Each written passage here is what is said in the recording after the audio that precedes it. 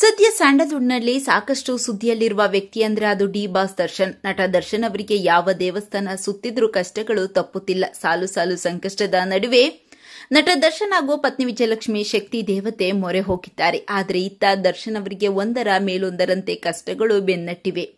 ದರ್ಶನ್ ಅವರನ್ನ ಕನ್ನಡ ಚಿತ್ರರಂಗದಲ್ಲಿ ತುಳಿಬೇಕು ಅಂತ ಸಾಕಷ್ಟು ಜನ ಕಾಯುತ್ತಿದ್ದಾರೆ. ಸೋಷಿಯಲ್ ಮೀಡಿಯಾದಲ್ಲಂತೂ ದರ್ಶನ್ ವಿರುದ್ಧ ಸಾಕಷ್ಟು ಜನ ಪೋಸ್ಟ್ ಮಾಡುತ್ತಿದ್ದಾರೆ.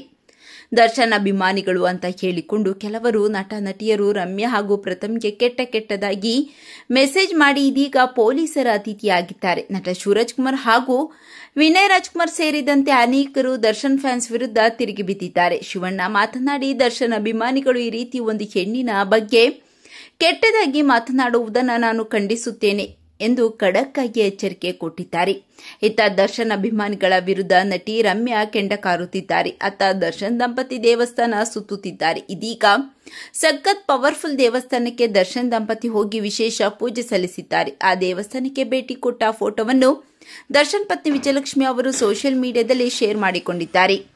ರಮ್ಯಾ, ಶಿವಣ್ಣ ಹಾಗೂ ಪ್ರಥಮ್ ಸೇರಿದಂತೆ ಅನೇಕ ಜನ ದರ್ಶನ್ ವಿರುದ್ಧ ನಿಂತಿದ್ದು ಇದನ್ನು ನೋಡಿ ದರ್ಶನ್ ಪತ್ನಿ ವಿಜಯಲಕ್ಷ್ಮಿ ಅವರು ತುಂಬಾನೇ ನೊಂದುಕೊಂಡಿದ್ದಾರೆ. ಹೀಗಾಗಿ ವಿಜಯಲಕ್ಷ್ಮಿ ಅವರು ನೋವಿನ ಸಾಲುಗಳನ್ನು ಬರೆದುಕೊಂಡಿದ್ದಾರೆ.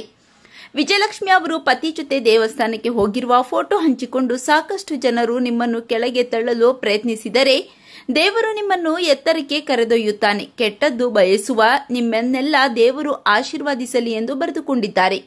ಇದರಿಂದ ವಿಜಯಲಕ್ಷ್ಮಿ ಅವರು ತುಂಬಾನೇ ಸೈಲೆಂಟ್ ಆಗಿ ಟಾಂಗ್ ಕೊಟ್ಟಿದ್ದಾರೆ ಅಂತ ನೆಟ್ಟಿಗರು ಮಾತನಾಡಿಕೊಳ್ಳುತ್ತಿದ್ದಾರೆ.